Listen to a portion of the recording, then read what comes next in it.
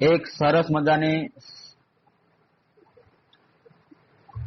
શિક્ષક વિશેની શાયરી સાથે એક સારો મોકો છે આ દિવસમાં શિક્ષક બની શિક્ષક સમજવાનો, વિદ્યાર્થીને શિસ્તમાં રાખવામાં પહેલા પોતાના શિસ્તમાં રાખવાનો,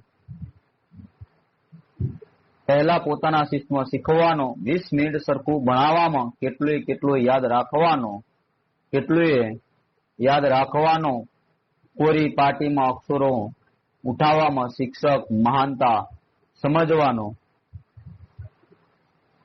વિદ્યાર્થી આપણે શિક્ષક મિત્રો છીએ, આપણે બધી જ વાતને સમજી શકીએ છીએ। આજના જે શિક્ષક ભરતી વિશેના ખરાબ સમાચાર પણ કહી શકાય। જે સરકાર આપણા સાથે જે મજાક કરી રહી છે એ મજાક સમાન પણ ગણી શકાય। એટલે આ ક્રૂર મજાક આપણે સરકારને સામે બોલવું પડશે। તો આપણી ભરતી અહીંયા આપણે ખાલી વાતો કરી હતી, એક સેશનની અંદર હું આવીને કીધું હતું કે આપણા માટે આ 24,700 નો લોલીપોપ આપણને આપેલો છે। આ 24,700 આપણે આવી જે સરકારે જાહેરાત કરી દીધી આપણને કે 24,700 આપણા માટે આવશે, પણ સરકારે નોટિફિકેશન બહાર નહોતું પાડ્યું। સરકારે નોટિફિકેશન બહાર ન પડવાના કારણે આપણે સાથે આપણે બધા મોજમાં આવી ગયા, ગેલમાં આવી ગયા કે સરકારે જાહેરાત કરી છે એટલે કે આપણી ભરતી થઈ જશે। પણ વાસ્તવિકતા કંઈક અલગ હોય છે। આપણું જે આંદોલન હતું એ આંદોલનને ઠંડુ પાડવાની કોશિશ કરવામાં આવી હતી। ઘણા બધા આપણે અંદર ગ્રુપોની અંદર ભાગલા પડી ગયા હતા કે કેટલું મેરિટ અટકશે, કેટલું જશે, કેટલી ભરતી આવશે, કયા વિષયની આવશે। પણ આપણે એવું નતા માનતા કે ભરતી ક્યારે આવશે, કેટલી વહેલી આવશે।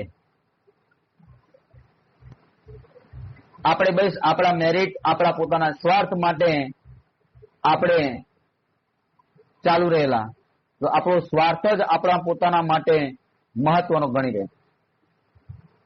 અલગ અલગ વિષયના શિક્ષકો માટે કેટલી ભરતી આવશે, કેવું મેરિટ હશે, અંદર ગ્રુપોની અંદર આપણે એકબીજાને આપણે ચર્ચાઓથી કંઈકને અપમાનિત કરતા હતા।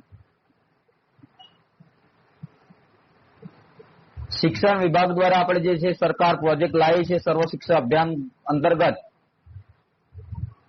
જે જ્ઞાન સહાયક નામનો જે પ્રોજેક્ટ છે, એ જ્ઞાન સહાયક નો પ્રોજેક્ટ આજના સંદેશ ન્યૂઝ ની અંદર જાહેરાત આપવામાં આવેલી છે કે જ્ઞાન સહાયક ભરતી,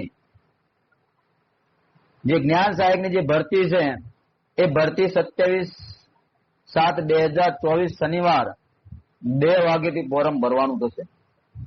ઘણા એવા વિદ્યાર્થીઓ છે કે જે આમાં ફોર્મ તો ભરી જ દેશે, કારણ કે આપણે જે કાયમી શિક્ષકની ભરતીની અંદર વારો નહીં આવે। સરકારે અહીંયા કોઈ ઉલ્લેખ નથી કર્યો કે મિત્રો કે કેટલી જ્ઞાન સહાયકની ભરતી કરવામાં આવશે। એવું લાગે કે 24,700 છે એની અંદર જ્ઞાન સહાયકોનો ઉમેરો થઈ જાય તો આપણી ભરતીની અંદર કટોતી આવે। અને બીજું કે આપણી જે ભરતી છે એ ભરતીનો સમય લાંબો જતો રહે। નક્કી ન કહેવાય કે 2027 આપણી ભરતી અહીંયા પૂરી થાય।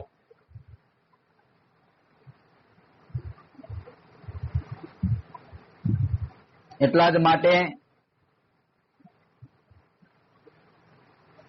જ્ઞાન સહાયક નામનું જે ઘટકડું આપણા માટે લાયા છે, એ જ્ઞાન સહાયકનું જે ઘટકડું આપણે સ્વીકારવાનું થતું નથી।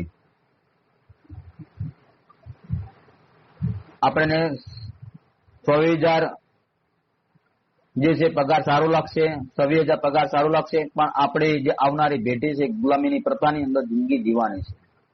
બીજું છે એટલે મહેરબાની કરીને જ્ઞાન સહાયક ની અંદર ભરતીની અંદર બાયકોટ કરીએ। જે આપણા લડવૈયાઓ છે, જે લડી રહ્યા છે, એમને સાથ સહકાર આપીએ।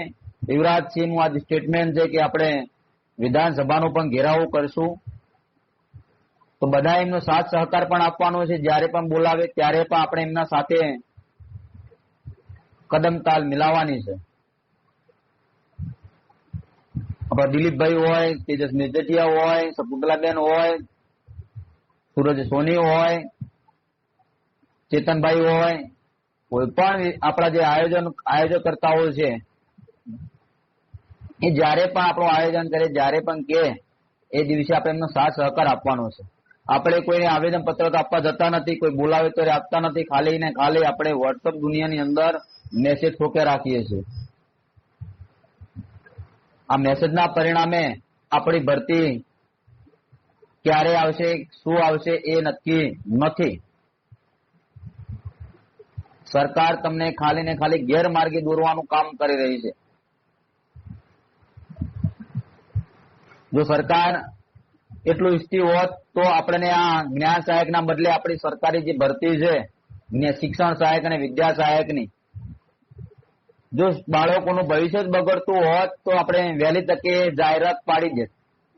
પણ સરકારને એવી મંશા નથી. જેટલું જાય એટલું લેટ આપણા માટે, એમના માટે સારું છે. આવા ઘણા બધા વિદ્યાર્થીઓ છે, એમની ઉંમર